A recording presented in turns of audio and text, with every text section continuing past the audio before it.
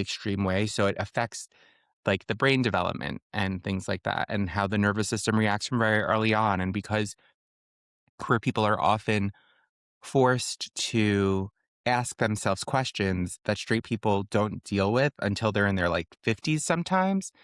Like, how do I belong in this world? I do not fit in this container. Like, what is my job here? Lots of queer people ask that themselves those questions before their brain is even fully developed because they just can tell they're different. And so that's something maybe Larry, who's an accountant, might not ask himself until he's 50, whereas like, I don't know, Chris, who is trans and is dealing with identity issues, and also like, do I like boys? Do I like girls? Am I a boy? Am I a girl? Like, what is happening in all of this? They have to ask themselves those questions much earlier, like sometimes even pre-puberty, right? Because like I remember as a child, I identify as non-binary. I remember really being drawn to girls things, like the girl things, like dolls and stuff like that. And I wanted an easy bake oven, and those were things I was not allowed to have. Um, Not because my mom, by the way, but one of my grandparents was like, no. Which I also don't understand why I wouldn't be allowed to have an easy bake oven, because like my family's owned restaurants for over 100 years. So like that shouldn't have been that much of an alarmist moment, but whatever. Um, who cares? Who's to say? Um, but like those types of instances send signals to small children like, this is not for you. This thing that you're existing in does not fit the container of what you desire. So then it leads to developmental things that happen just differently. And in the one-on-one coaching container, it's different because like you get small strategies during the 30-day audit, and you get like a language basically for how to identify what's happening to you. But in the coaching container that I hold, what we do is we systemically dismantle all of that, right? Like we go into childhood and we examine things we're letting go of, or we need to let go of. We examine the chemical difference between fear and desire and what they're actually saying. Like desire Mm. is your heart rushing towards something and being like, this is for me. And then fear is saying like, okay, but is it safe? like, like wonderful that it's for you. Is it safe for it to be for you? So we kind of do a lot of reframing, and that's where you get like really kind of deeper tools outside of breath work and like tapping. Like that's where you get more like the social work aspect of myself and the psychology aspect of myself, um, with like deep understanding and releasing things. And then uh, by the end of it, it gets very like philosophical, because the whole way through we're talking about neurology in the brain, in addition, because like you can't really talk about the nervous system without talking about the brain. I mean, you could, but it'd be a little bit empty. So, um, I guess you No, could. no pun intended. But Yeah. the interesting thing, as I'm listening to you speak, in the sense of like, as othered, right? I do distinctly remembered not necessarily feeling safe in my own body, even though I was, I grew up very sheltered. As a person who's othered, I not only struggle with a learning difficulty, but I am like queer and person of color, right? And like I come from an immigrant family, right? So there are all of these things, and I just never, and I think I'm better at it now, but I just distinctly remember just not feeling safe in my own body, in the sense of like my desires. It's like, oh, I shouldn't desire this, or when I started, going through puberty, and I started having like these boners, and I'm like, why am I having these What's boners? My happening? body.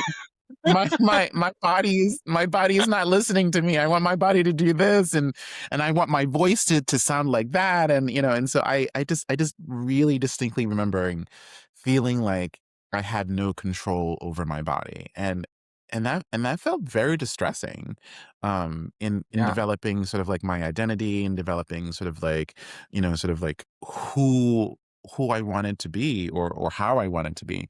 It was very distressing, and so to have a practice that sort of reorientates you back into your body. It's a very, for me, it sounds like a very sort of like somatic work, right? Like the ability to really engage the body, because as you come from both of us coming from sort of like, clinical and social backgrounds where we've been taught to only address the mind, right? Only taught to only address sort of like the cerebral aspects. But I think as you sort of stepped out, and as I'm sort of like realizing, like, like talk therapy is probably like 1%, Yeah. if not less than the healing process that My should happen. realization, which led me away from clinical social work, which I was doing, was that I felt like it was a really incomplete modality. And not only was it an incomplete modality, but it's an incomplete modality that's not really interested in learning to do more. Like, it basically says, this is the approach and this is what we're doing. And that's fine. I just, having worked with a lot of people experiencing trauma and seeing what I saw and knowing what I know about somatic practices, yoga, breathwork, stuff like that. Um, and then also getting much deeper with things like breath work and um like I don't want to say magic traditions, but like studying esoterica and like kind of deeper, which I consider like depth, I consider that like a form of psychology. So like esoteric practices, and that's a whole nother conversation. But like getting real deep in the other side of the human brain, I was like, oh, social work isn't complete because it just kind of re-traumatizes you.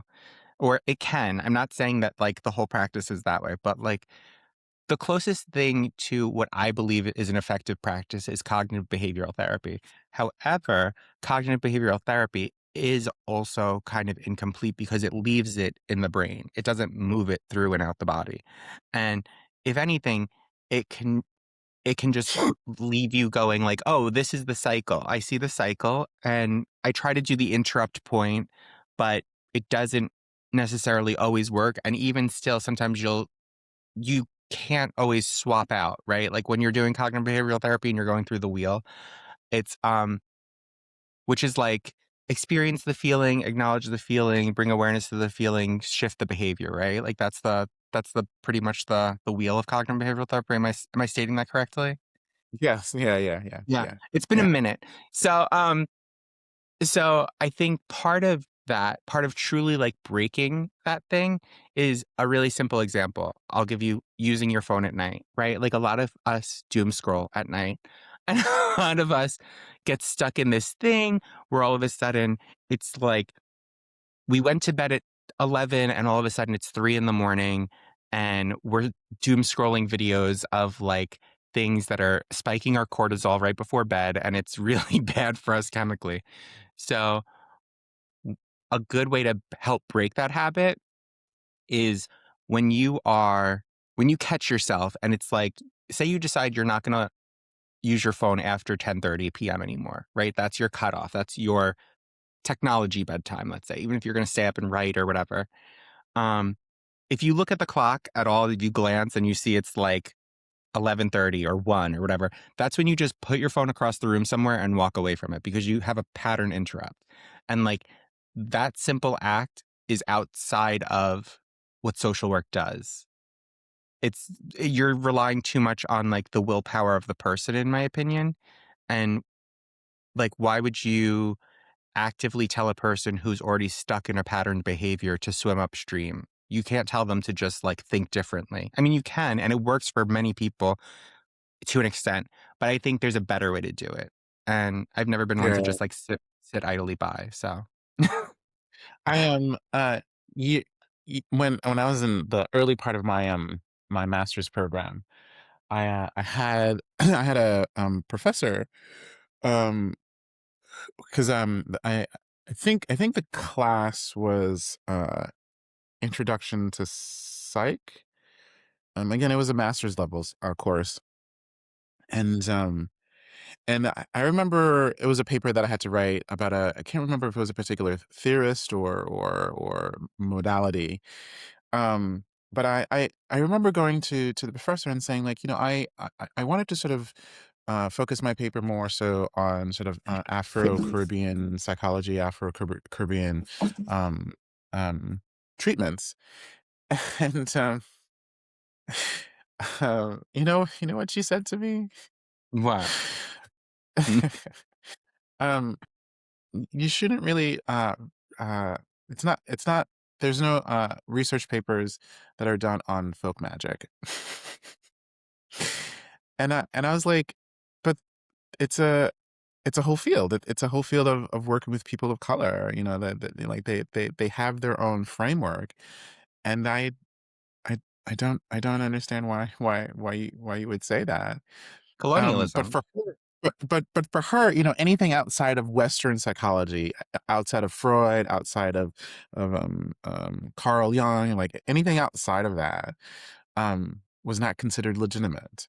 Um, Even though there's a whole textbook on African American psychology, right? Like, you know, sort of a framework on family systems within, you know, the Afrocentric, you know, Caribbean centric framework. Like, there are whole books and sections on that, and most of that has nothing to do with like folk magic or any of that kind of stuff, right? It's like a legitimate field. But the fact that she said to me, right, like, the Western standard is the only way to do therapy and to address behavioral problems, right? Because it's so much to a certain degree, um uh pull yourself by your bootstraps, right? And I think you were sort of mentioning that idea about that because you're not engaging in the right behavior, then you sort of are making a choice, right? Like, then you sort of need to find the behavior to make the change, and do things differently, which leaves out community, right? Which leaves out, like, a supportive network, right? It falls on the individual to fix themselves, um, in sort of like a talk therapy framework, and even though, like, everything is sort of on the participant to sort of do the work, but there's no talk about what's going on in your body. And more so now, I think it's happening, but to a degree, like, insurance companies are not gonna pay for somatic work, right? Like, insurance companies don't care about sort of the vagus nervous system, right? Like, Which is so weird to me. it's not in the DSM. Yeah, which is it's, like, so weird to me that it's not acknowledged in that way because I'm like, it is a chemical process that's happening in the body. It is a traceable, like, it is a pathway of neurological reactions that happen in the body. It's scientifically traceable, which is, in my opinion, what science is for, right? Like, to be able to distinguish shifts and the study that's biology. So I don't understand why it would not be understood or received by insurance, but you're 100% right. And also what the woman was talking about, I'm assuming you said her, right? You said the teacher was a Yeah, her. yeah, yeah, yeah, Yeah, yeah. that's very steeped in racism and colonialism. And I mean, it could be traced back probably to like late Victorian England when a whole lot of things shifted in the world. Um, and like lightness and whiteness became like even more of the primary narrative. I mean, we could go back to the Council of Nicaea for that actually. But that's like in is that yeah, it's AD. It's like 300 AD or something. But there as long as there is division, there's a quest for control and there's saying that this group is the primary voice because there's this limiting idea that if you are not the primary voice, somehow you're not going to have anything. When really there's like enough for everyone, right? There's enough for everyone to have dinner. There's enough for everyone to sit at the table. But there's this illusion of like scarcity that so much of society is based on. And I think that's more of like a greater systems issue, right? Because this person, I don't know what they were like, but I imagine most people that are social workers or in mental health don't get into mental health to oppress people. You know what I mean? They get into mental health to help people. And arguably, like the fact that this person acknowledged um, Jung as a leader because they would have to, as someone who practices psychology, right? Um, everything fits not everything doesn't fit into the Jungian model of, like, archetypes and depth psychology, but really, Jung was pretty radical, and very, um he was very interested in the study of, like, the mystical and how it processed through the brain, and this idea of, like, uh, the collective unconscious and things like that. It was just a whole different approach to the brain,